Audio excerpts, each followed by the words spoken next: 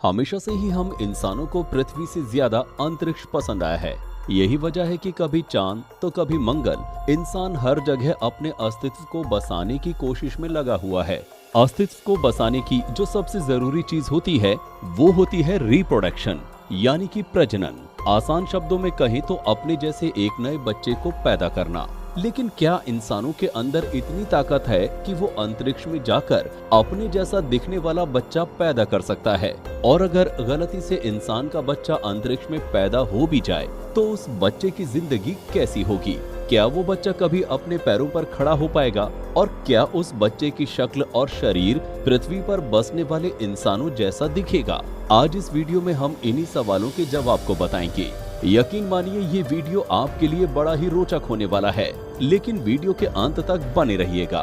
दोस्तों, सबसे पहली बात आती है कि क्या कोई इंसान अंतरिक्ष में बच्चा पैदा कर सकता है या फिर नहीं। तो आपको बता दें कि अंतरिक्ष में गुरुत्वाकर्षण जरा सा भी नहीं होता। जब कोई इंसान अंतरिक्ष में जाता है तो मानो वो हवा में तैर रहा होता है। लेकिन बच्चा पैदा करने के लिए सबसे जरूरी चीज स्पर्म तभी बनता है जब कोई इंसान पृथ्वी पर पाए जाने वाले गुरुत्वाकर्षण के बीच रहे। और दूसरी बात की नेचुरल तरीके से अंतरिक्ष में जाकर किसी पुरुष का स्पर्म एक महिला के ओवम से मिल ही नहीं सकता।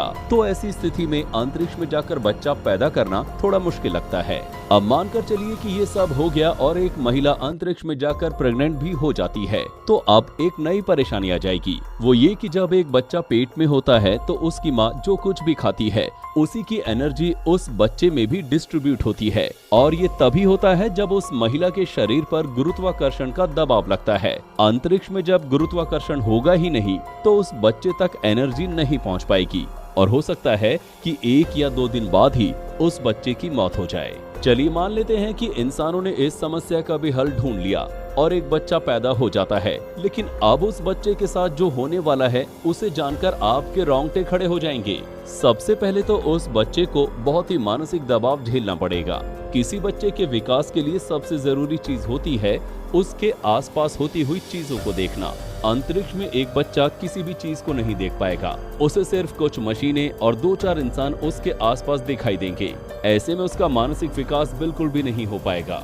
दूसरा ये कि अंतरिक्ष में जीरो ग्रेविटी होती है, जिसकी वजह से कोई भी इंसान वहां पर पृथ्वी की तरह चलने फिरने में नाकाम रहता है। ऐसे में एक बच्चा जो अंतरिक्ष में पैदा होगा वो कभी भी चल फिर नहीं पाएगा, क्योंकि अंतरिक्ष में पैदा होने की वजह से वो अपने पैरों के दम पर चलना कभी सीख ही नहीं पाएगा और हो सकता है कि वो बच्चा अपने पैरों का इस्तेमाल करना ही ना सीख पाए। तीसरी समस्या ये है कि हमारे शरीर में जो खून बनता है वो हर पल एक रफ्तार से बहता रहता है, लेकिन किस अंग में किस अनुपात में खून का बहाव होना है ये गुरुत्वाकर्षण की वजह से ही संभव हो पाता है। लेकिन जब कोई बच्चा अंतरिक्ष में रहेगा तो उसके सभी अंगों में खून का बहाव ठीक से नहीं हो पाएगा। पैदा होने के तुरंत बाद से ही शरीर के ऊपरी अंगों में खून का बहाव अधिक होने की वजह से उस बच्चे का ऊपरी भाग गुब्बारे की तरह फूल जाएगा और शरीर के निचले हिस्से में खून का सही बहाव न होने की वजह से उसके शरीर का निचला भाग बिल्कुल पतला रह जाएगा। जब कोई अंतरिक्ष यात्री अंतरिक्ष से वापस आता है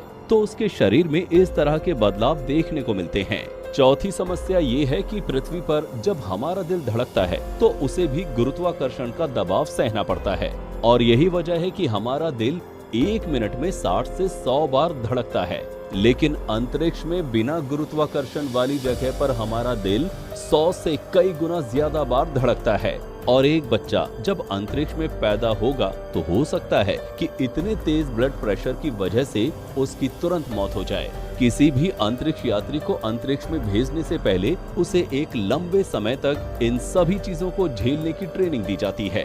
पांचवी समस्या ये है कि जब कोई बच्चा अंतरिक्ष में पैदा होगा तो वहाँ पर सूर्य से निकलने वाले विकिरण उसकी त्वचा पर डायरेक्ट पड़ेगा, क्योंकि पृथ्वी पर तो वो ओजोन लेयर से छन कर आता है, लेकिन अंतरिक्ष में कोई भी ओजोन लेयर नहीं होगी। ऐसी स्थिति में उस बच्चे को अल्जाइमर जैसे रोग का सामना करना पड़ेगा और तो और उसका इम्यून सिस्टम भी बहुत ही कमजोर हो जाएगा, जिसकी वजह से उस बच्चे के अंदर तरह तरह की बीमारियां होने की संभावना बनी रहेगी। छठी सबसे बड़ी समस्या ये है कि अंतरिक्ष में इंसानों के शरीर पर किसी भी तरीके का दबाव नहीं पड़ता है, क्योंकि वहां पर गुरुत्वाकर्षण बल शून्य हो जाता है।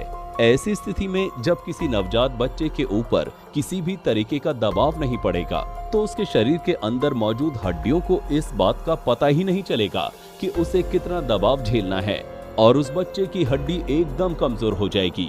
इतनी कमजोर कि अगर उस बच्चे को वापस पृथ्वी पर लाया जाए तो वो पृथ्वी के गुरुत्वाकर्षण को कभी भी नहीं झेल पाएगा।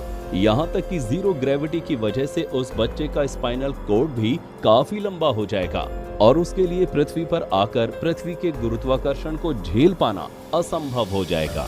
यही वजह है कि अंतरिक्ष में जाने वाले यात्री एक खास मशीन की मदद से लगातार एक्सरसाइज करते रहते हैं, लेकिन एक नवजात बच्चा जिसने कल ही जन्म लिया हो उसके लिए एक्सरसाइज जैसा कोई विकल्प मौजूद नहीं होगा। तो दोस्तों, उम्मीद करते हैं कि अब तक आपको समझ में आ गया होगा कि क्या कोई बच्चा अंतरिक्ष में पैदा हो सकता है या फिर एक बच्चा अंतरिक्ष में ठीक से पल बढ़ सकता है या नहीं।